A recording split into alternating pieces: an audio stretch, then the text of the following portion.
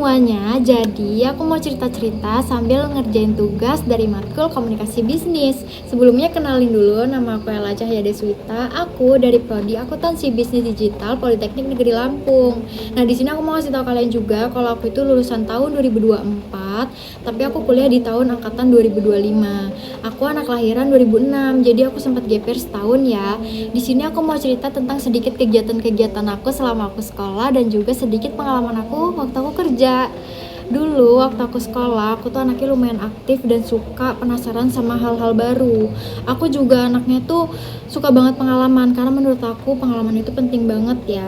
Jadi dulu waktu aku SMA itu aku sempet ikut 2 organisasi, itu ada volley sama solo song. Waktu SMA juga aku itu sempat punya jabatan. Jadi dulu tuh aku dijabat sebagai bendahara seni umum.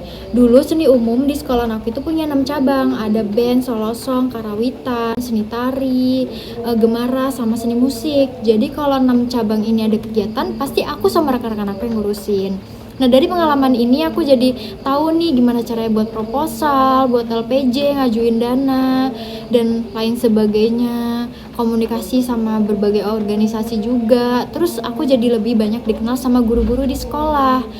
Nah, dulu juga waktu aku SMA, aku tuh suka ikut lomba. Ada beberapa sih, ada pidato, volley, ada olimpiade, solo song, band, kayak gitu. Nah, dari situ juga aku bisa kenal orang-orang baru, aku bisa sharing-sharing sama teman-teman lomba aku. Pokoknya banyak banget pengalaman positif yang aku dapat di situ. Aku juga jadi lebih berani nunjukin skill aku di situ.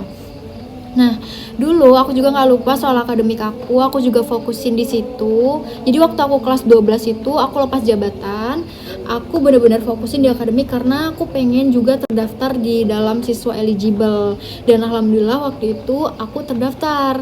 Dan aku juga dapat jalur undangan untuk daftar SNBP. Cuman mungkin belum rezeki aku karena pada saat itu aku sempat ketolak beberapa universitas. Bahkan di SNBT waktu aku tes pun aku sempat ditolak juga sama beberapa universitas. Nah, waktu itu aku sempat ngerasain capek dan juga lumayan stres. Makanya kenapa aku memutuskan untuk gap year dan berhenti istirahat dulu selama setahun. Karena aku sempat kayak aku pengen deh istirahat dulu, aku pengen fokusin belajar.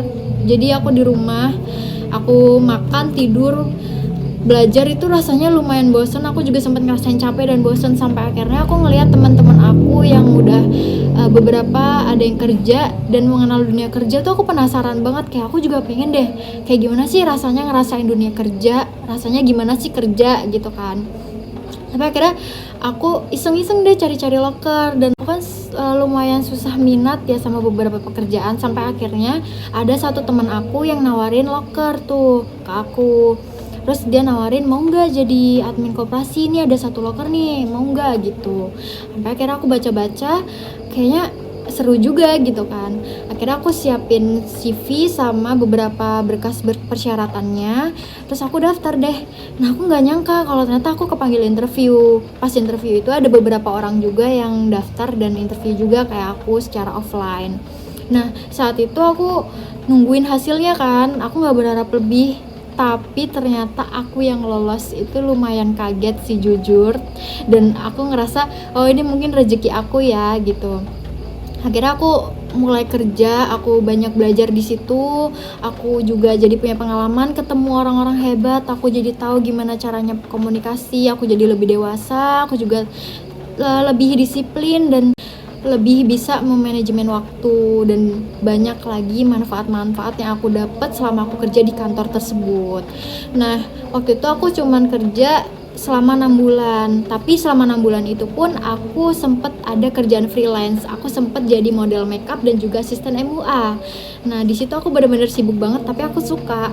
Aku jadi punya banyak banget pengalaman dan aku lebih banyak ketemu orang-orang baru, bahkan orang-orang yang lebih tua dari aku, dan mereka pastinya punya pengalaman lebih-lebih dari aku, tapi mereka juga nggak pelit untuk bagi ilmu ke aku. Nah, waktu aku udah selesai resign itu selama 6 bulan, aku juga sempat ditawarin kerjaan lagi jadi WO.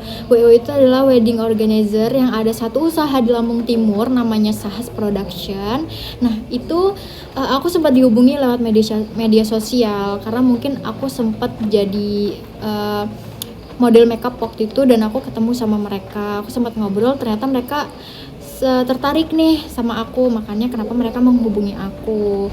Nah pada saat itu aku sedikit bingung karena kan aku resign dari kerjaan aku yang jadi admin koperasi itu karena aku ingin fokus belajar untuk tes di tahun 2025. Tapi aku penasaran juga nih, gimana sih kerja WO, kok kayaknya seru ya gitu, apalagi buat pengalaman juga kan. Sampai akhirnya aku diskusi sama leader Sahas Production, aku sempet bincang-bincang juga, dan akhirnya aku nggak bisa kalau aku harus menerima sebagai karyawan tetap. Akhirnya aku memutuskan untuk menolak sebagai karyawan tetap karena aku tidak bisa menerima kontrak kerja, karena aku takut tidak bisa membagi waktu. Tetapi dari pihak Sales Production-nya itu menawarkan aku untuk kerjaan freelance aja. Jadi di saat aku ada waktu, ada job, itu aku bisa dipanggil ketika aku bisa. Tapi ketika aku nggak bisa, mungkin aku bisa ikut di lain job di waktu lainnya kayak gitu.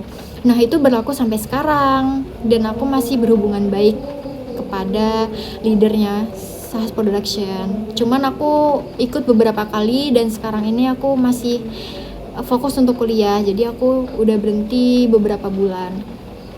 Nah dari situ aku juga jadi punya pengalaman baru, aku juga jadi kenal orang-orang baru lagi, aku jadi tahu gimana rasanya meeting, diskusi, kerja tim, dan harus mengikuti rundown waktu dengan tepat waktu, dan merasakan gimana rasanya habis kerja itu kita evaluasi bareng-bareng. Itu seru banget sih jujur. Dan sekarang ini aku lagi fokus kuliah dan beradaptasi dengan lingkungan kuliah aku. Nah selama aku menjalankan aktivitas aku itu, aku juga nggak lupa menjalankan hobi-hobi aku yang aku suka. Contohnya kayak main gitar, main bulu tangkis, nyanyi, dan lainnya. Nah itu aku juga suka kayak gitu di waktu aku luang. Nah selain itu semua, aku tuh juga anaknya suka banget nongkrong. Aku suka nongkrong sebagai anak muda, aku suka nongkrong karena menurut aku nongkrong itu juga adalah hiburan. Apalagi kita ketemu teman-teman kita yang mungkin nggak selalu ketemu setiap hari. Jadi dengan nongkrong itu menurut aku bisa sharing-sharing sama teman aku, berbagi cerita, berbagi pengalaman, dan juga kita bisa ambil hal positif dalam nongkrong itu banyak juga sih. Apalagi kan bisa jadi tahu info-info juga buat pengalaman hidup kita kayak gitu. Nah terus juga aku tuh anaknya bakalan tetap nyempetin nongkrong di sela-sela sibuk aku, karena itu menurut aku adalah hiburan buat aku kayak gitu. Juga ya dari situ kan kita bisa kenal sama banyak orang-orang baru kayak gitu. Nah menurut aku juga dari semua pengalaman aku yang udah aku jalanin, menurut aku ya semua keputusan itu di usia yang masih muda itu susah banget dan banyak ketakutan. Tapi menurut aku hidup itu cuma sekali, jadi kayak masih muda, jadi jangan takut ambil keputusan, pilih jalan yang bikin kamu itu lebih maju, lebih hidup, yang bikin kamu lebih banyak belajar dan jadi versi yang paling baik untuk diri sendiri. Jadi enjoy aja, nikmatin prosesnya, pasti udah ada jalan yang terbaik. Jadi kalau misalkan kamu itu gagal, kamu juga jangan takut untuk berhasil kayak gitu. Karena pasti kalau kita mau, kita berusaha, itu pasti ada jalannya. Jadi setiap pengalaman itu pasti ada harganya, dan setiap pengalaman itu pasti ada hal baiknya. Kalau ada hal buruknya itu buat jadi pelajaran aja ya.